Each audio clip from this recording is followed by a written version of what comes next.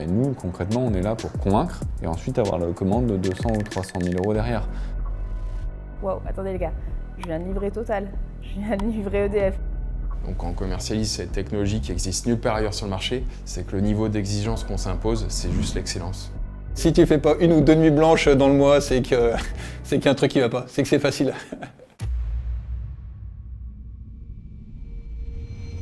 Un POC, c'est un proof of concept, c'est un moyen pour un client de tester la solution WIR. On est sur une solution innovante qui disrupte complètement les systèmes existants en géolocalisation.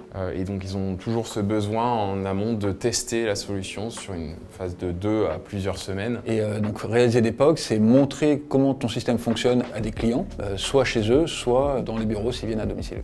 Et on leur laisse la main complète sur le système pour qu'ils se fassent leur propre avis. D'un point de vue commercial, c'est vraiment l'étape numéro 1 de la relation client. Et l'idée, c'est vraiment de démontrer concrètement sur le terrain l'usage et l'efficacité de notre technologie. Le premier heurt qu'on a en call client, c'est ça ne peut pas fonctionner parce qu'il y a des attentes sur la géolocalisation indoor depuis X années. Donc on est obligé dans nos cycles de vente de proposer d'abord l'installation d'un POC pour prouver l'efficacité de notre système pour après déployer sur du plus long terme un client. Un des gros points forts d'Epoch, c'est qu'en fait c'est là où tu mets ta techno à l'épreuve du feu. Tu la mets vraiment sur le terrain, en fonctionnement terrain. Et il peut se passer plein de choses. Par exemple, en radiofréquence, comme nous, on a une technologie qui utilise les radiofréquences à la base, il y a une variable sur laquelle on n'a pas le pouvoir, c'est la présence de brouilleurs ou de perturbateurs qui sont dans l'air. Donc c'est un des vrais avantages du POC, c'est de pouvoir tester la techno sur le terrain avec la part d'inconnu que tu ne maîtrises pas. Un POC n'est pas un crash test. Enfin, nous, concrètement, on est là pour convaincre et ensuite avoir la commande de 200 ou 300 000 euros derrière. Des gars comme EDF, là, on fait un POC à la R&D à Paris.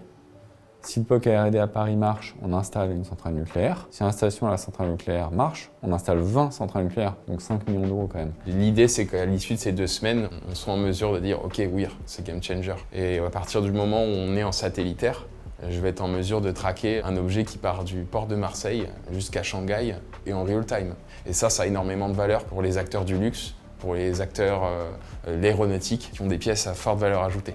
Donc voilà, sur l'aspect concurrence, on s'est rendu compte que la solution WIR par satellite était unique, que le sujet localisation indoor, c'était vraiment un sujet qui était en pleine effervescence. Le marché PNT en terrestre pour WIR, on l'estimait à peu près à 100 milliards de dollars d'ici 2033, et ce qui est déjà un marché assez important. Mais quand on a mené le différenciateur du satellite, finalement on changeait complètement d'échelle et on passait de 100 milliards à un marché adressable de plus de 800 milliards. Et ça, c'est permis parce que la solution satellite amène quelque chose il y a peu de solutions aujourd'hui qui ont pu l'amener, c'est la côté continuité entre l'outdoor et l'indoor. Et ce qu'on comprend quand on arrive chez WIR, au bout des 2-3 premiers jours, c'est que le niveau d'exigence qu'on s'impose, c'est juste l'excellence, à tout niveau.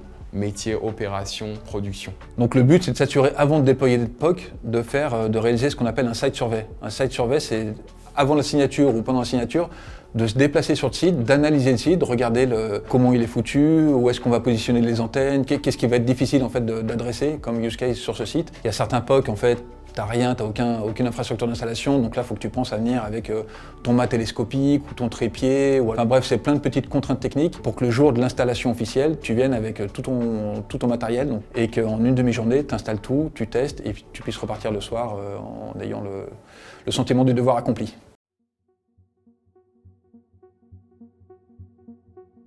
Ouais, le recrutement du Head of Sales en start-up, une vaste affaire. Et au départ, notre idée, c'était un ingé, donc un mec qui a fait plutôt une école d'ingé et qui a été sales, bizdev, avant-vente, mais dans l'industrie. Et effectivement, local, après on a continué à prospecter, on est tombé sur Pierre. On ne s'est pas dit tout de suite que c'était la bonne personne, mais pas par rapport à son profil. Par rapport, encore une fois, à nous, nos doutes en interne, où encore une fois, il fallait qu'on jauge pour savoir si on avait plus besoin d'un terrain ou plus besoin d'un gars qui allait définir notre strat commerciale par la suite. Ce qui a fait la différence avec Pierre, c'est son dynamisme, son envie et la manière dont il appréhendait le projet WIR. Bon, la première qualité, c'est de pouvoir comprendre la technologie et de fitter avec les équipes. Après, le vrai truc qu'on attend, c'est le côté un peu mouton à 5 pattes, c'est que tu recrutes ton Head of Sales, membre du COMEX, qui va te monter ton équipe de 25 personnes à l'international. Et ce que tu lui demandes de faire pendant 9 mois, c'est appeler des secrétaires, prospecter, appeler et signer des trucs à 10K, alors que c'est un type qui veut signer des trucs à 1 million. Pendant les entretiens, il fallait qu'il nous fasse ressentir qu'il était émulé par le projet qu'on lui proposait, qu'il n'avait pas peur d'aller chercher les gros comptes et qu'il avait quand même un niveau d'expérience assez élevé pour appréhender les sujets commerciaux sans que nous, on ait besoin d'être derrière lui sans arrêt. En fait, la mission qu'on m'a présentée, c'est de mettre en place une force de vente et une stratégie commerciale pour livrer la technologie de géolocalisation qui révolutionne complètement les usages et le champ des possibles dans le monde entier. En fait, il y avait 2 possibilités. Soit tu passes par une équipe commerciale qui est jeune avec beaucoup de business développeurs pour faire de la masse. On a décidé de commencer par des grands comptes, tout simplement parce qu'on a besoin de bénéficier d'une certaine autorité, une preuve sociale sur l'utilisation de nos technologies. On a besoin de dresser des clients qui ont testé d'autres technologies, qui connaissent les contraintes, à la fois sur le terrain, contraintes d'environnement, pour pouvoir valoriser notre technologie et montrer qu'on a un réel apport sur le marché, autant en termes de précision que mise à l'échelle. Avec les grands comptes, premièrement, ça permet de signer un nom, donc d'être plus visible de l'extérieur, pouvoir communiquer, ça parle au fond, ça parle à tout le monde. Deuxièmement, les grands comptes, c'est ceux qui ont de l'argent. En fait, presque dans notre business, rien que de faire un POC, c'est quand même quelques dizaines de milliers d'euros. Finalement, une PME, ça va être un frein pour elle d'aller dépenser 20, 30 000, 50 000 euros sur un POC, alors qu'un grand compte, c'est pas le fond du sujet. Donc presque au final, la vente, elle est plus facile pour un grand compte. L'objectif en l'espace de 6 mois, c'était de pouvoir obtenir 5 à 6 clients, chose qu'on a réalisée aujourd'hui. Ce qu'on s'est rendu compte avec Pierre, c'est que le marché était complètement mature sur les attentes de la géolocalisation indoor, que les acteurs avaient déjà testé pas mal de solutions. Et de ce fait, c'était quand même un peu plus facile de rentrer directement chez les grands comptes puisqu'il y avait un vrai besoin identifié, etc. Quand on lui a dit qu'il faut que tu ailles taper les plus gros du CAC 40, il n'a jamais émis d'objection en disant c'est impossible. Bon, en réalité, moi, je m'intéresse toujours avant tout au produit pour le vendre. Là, pour le coup, j'ai jamais eu aucun doute sur la technologie de géolocalisation indoor. Mais par contre, j'ai eu une phase d'accélération à partir du moment où les 10 premiers comptes CAC 40 m'ont dit « Ok, ce que vous avez découvert, c'est game changer. Ça pulvérise le marché. » WIR était une solution unique et qu'il n'y avait aucun acteur finalement qui proposait ces différenciateurs-là. On n'a vu aucune constellation permettre de faire à la fois de l'outdoor et de l'indoor. Et côté indoor, forcément, on n'a pas cette couverture globale que peut avoir WIR et donc permettre de s'affranchir des coûts d'infrastructure derrière. Et au fur et à mesure, on a affiné notre démarche, on a affiné le contenu qu'on produisait, on a affiné notre connaissance finalement des besoins de nos clients, mais c'est en échangeant avec eux qu'on en a autant appris sur le marché et sur les besoins qu'il y avait. À l'issue des 10 premiers calls clients, on s'est fait une petite réunion entre le CTO, les CEO et moi-même, et on s'est posé à 3 autour du bureau et on s'est dit voilà, aujourd'hui, la présentation de WIR à ces 10 clients, grands comptes, il y a telle et telle features qui sont sorties, il y a tel et tel besoin. Et on a entrepris du coup un pivot qui nous a permis de revoir, de créer une gamme produit qui était dédiée au tracking d'objets. Et ça a été tout l'intelligence justement de ce triptyque CTO, CEO et de Sales pour adresser quasi 100% du marché avec les produits WIR. Et là, ils discutent avec les compagnons pour résoudre les problèmes. Le stress des premières démos, c'est un vrai truc. Après, c'est un catalyseur de... Enfin, tu finis ton produit.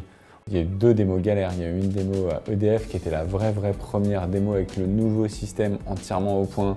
Effectivement, on avait passé la nuit blanche et quand ils sont arrivés au bureau vers 9h, la démo était à 10h, il me semble. Et ça marchait toujours pas. Il y avait des bribes, etc. Vers 3h du mat, ça avait commencé à marcher, mais je sais pas ce qu'on avait foutu, ça marchait plus à 9h. Et voilà, donc effectivement, Pierre, alors, salle de croissant, était en salle de réunion, leur faire tout un discours, et puis vers 9h40, je lui ai dit c'est bon, on est prêt. Et la démo a super bien marché. Et je pense que c'est ce petit côté un peu cow-boy, un peu aventure, vraiment aventure à taille humaine, on y va, on se serre les coudes, les gars, là, il y a un POC, un gros POC qui va être bien dur, et on y va tous ensemble, on espère que ça va passer. Et en fait, c'est Après coup, alors sur le moment c'est bien stressant et t'en baves un peu, mais après coup tu te rends compte que c'était quand même des bons moments de la vie de Weir, et souvent des points de bascule qui font que tu passes d'une petite start-up qui essaye de montrer quelque chose à une entreprise qui est en train de se développer fortement commercialement. Si tu fais pas 1 ou 2 nuits blanches dans le mois, c'est qu'il y a un truc qui va pas, c'est que c'est facile. Millions de maths. On est en train de préparer le début de l'année prochain et on vient de trouver des combinaisons de fréquences qui va marcher. Démo à EDF, ça nous a fait prendre conscience que putain, mais en fait le produit il est prêt quoi.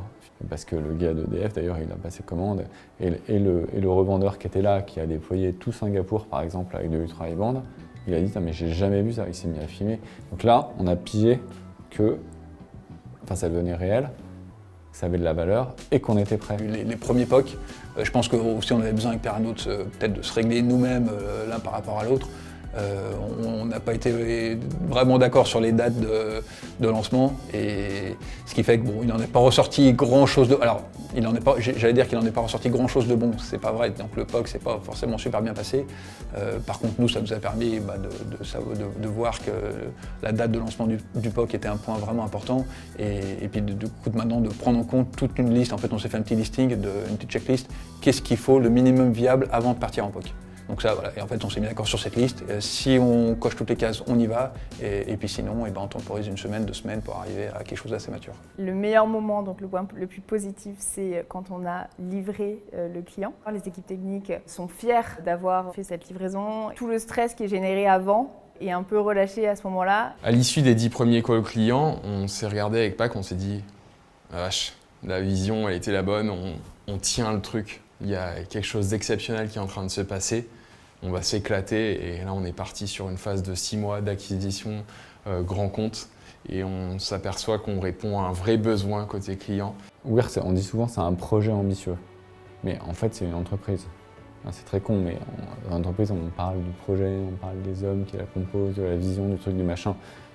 Tout ça c'est vrai, mais en fait c'est des moyens d'arriver à un objectif qui est une entité économique performante. Et effectivement le début, là, ce qu'on vit maintenant, c'est le début un peu de la vraie aventure en fait.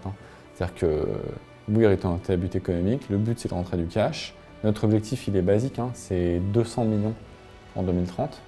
Et la commercialisation c'est un peu le nerf de la guerre et le début de l'histoire c'est l'époque. Donc en fait pour moi on démarre d'une certaine façon une histoire économique. On passe du projet, de la vision, des beaux rêves à une vraie entreprise qui a un produit, qui le vend et qui fait de l'argent avec. Au-delà de toutes les autres considérations, le début de la phase de POC, c'est ça. Finalement, c'est la naissance de ton objet économique et le passage du projet, du rêve à la réalité.